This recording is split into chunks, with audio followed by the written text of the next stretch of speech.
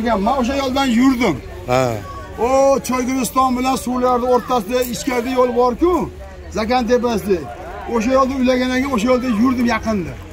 Rahmat tanjosi Alloh omadini bersa tez asfalt qilib yubordim. Asfalt qilib yubordi. Endi otamdan qolgan ko'prikda Hoji aka. Bo'ldi. Endi asfalt qilib qo'ying Anvarjon endi. Bo'ldi, xudo xolasa. Xo'p, hurmatli obunachilar, bugun biz mana Bo'tqachilik akamizdan rayhon oldim. Ekkani. Bu qanaqa rayhon bu aka? Toshkentda, Toshkentga rayhon oldim. Bilmayman aytdi nechta bor, lekin juda ko'p joyga ketadigan hammasini oling deb. Hammasini mashinaga qo'yib kelib oldim. Olib ketamiz ham kelasan. Uni bagini-chi? Ha? Shagarobga ham soling. Ha? Unga bir 2 kilo go'sht olib kelib, Ha.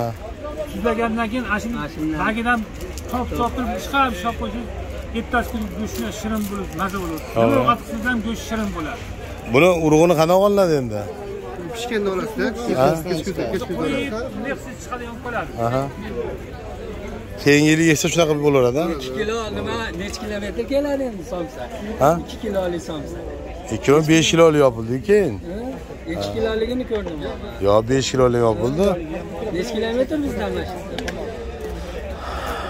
Ha, Jizzaxda g'allar oldi yo'l bo'yidan ichkari 200 metr kirganingizdan keyin. Aka-uka begilar somsaxonasi. Xo'p. Aha, televizorga chiqyapti. Mana sizlar olaman dedim, bunisi reklama qiluvdi. Bunisidan o'rdik. Endi borib ekib ko'ramiz. Bekotga bormay qo'ydingizmi? Ha? Bekot. Yo'q. Hop, toriz qovunlar ham juda bo'lyapti. Torizlarda mana Furada olib kelib sotishyapti. Kilobaga 2000 dan bo'lyapti torizlar. Qovunlar tanlab olishga 10 mingdan bo'lyapti. O'sha yerda mayakkan qovunlardan 10 mingdan sotilyapti.